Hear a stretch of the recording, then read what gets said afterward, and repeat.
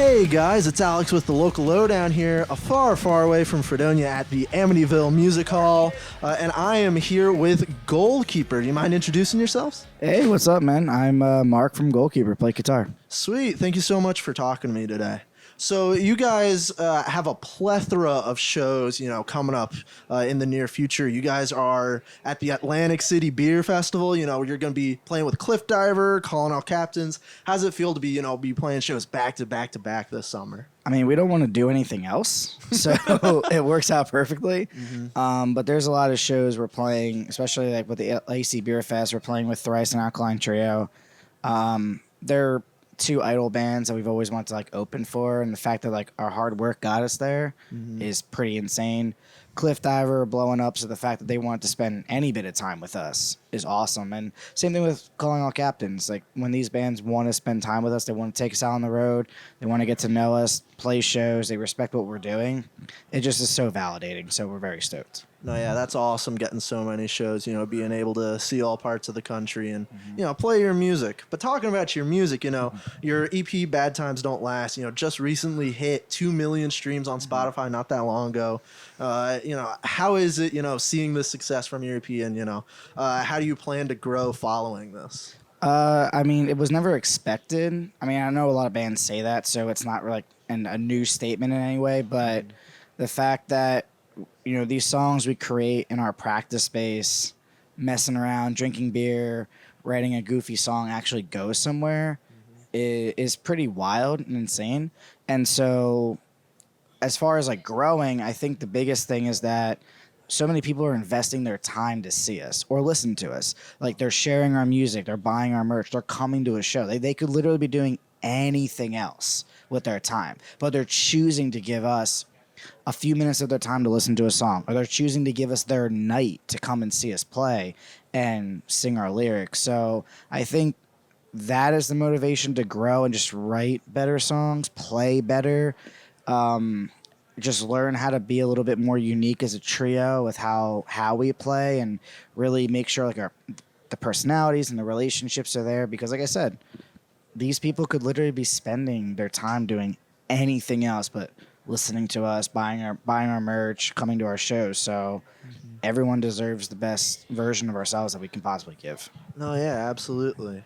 This question is a bit more closer to home for me personally, because at the local lowdown, I have been dubbed as such the merch goblin. Gremlin, goblin, monarch. I've been given many titles for my merch fanatics, but I know you guys have some awesome sick looking t-shirts. I'm personally a fan of the graveyard shirt, but do you have any plans, for any more merch, specifically, any physical copies of your music, CDs, vinyl, maybe a cassette?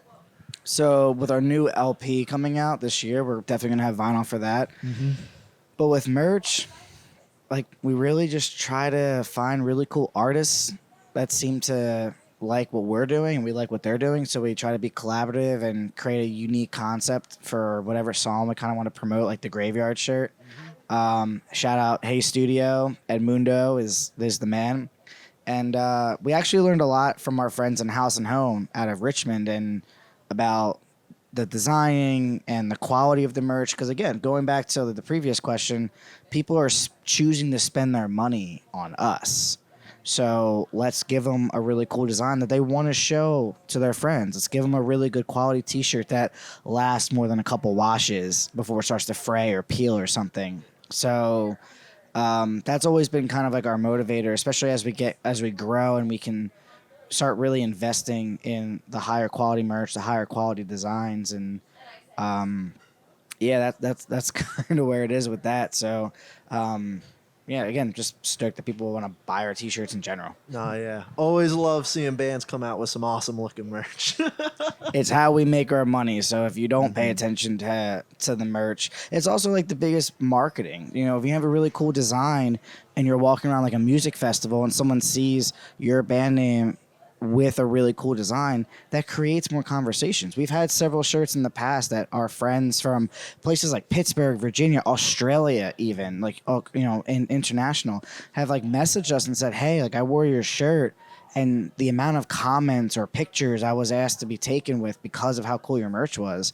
It's like, okay, yeah, so we have to keep that up, because that's It's the biggest way to market your band. Give good quality merch. And again, if someone's choosing to spend 20, 30, 40 bucks or whatever it is on your merch, give them some good quality stuff because, again, they could be spending that money on literally anything else. Yeah. All right, one final question before I let you go. You've been talking about this upcoming LP. What are the plans for Goalkeeper, in the near future? What shows are you going to be playing? We mentioned them previously, but do you have any more in the near future? And of course, what's going on with that LP? So LP coming out ideally sometime September, October this year. We're shooting to have the first single Sooner out, coming out July 29th. And just tours. I mean, I know it's a pretty basic answer, but just trying to play as many places we can, try to shoot to different areas such as like the West Coast, the Southwest, Texas specifically.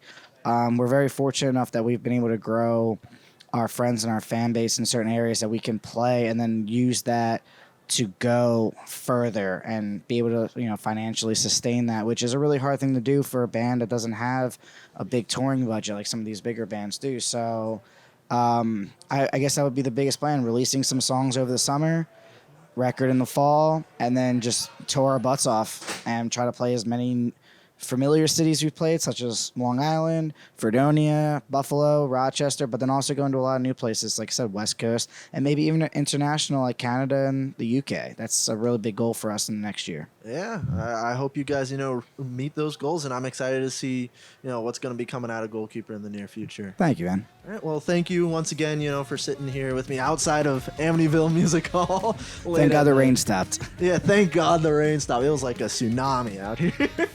But no, yeah, this has been Alex with the Local Lowdown, and I'll see you guys in the next field interview.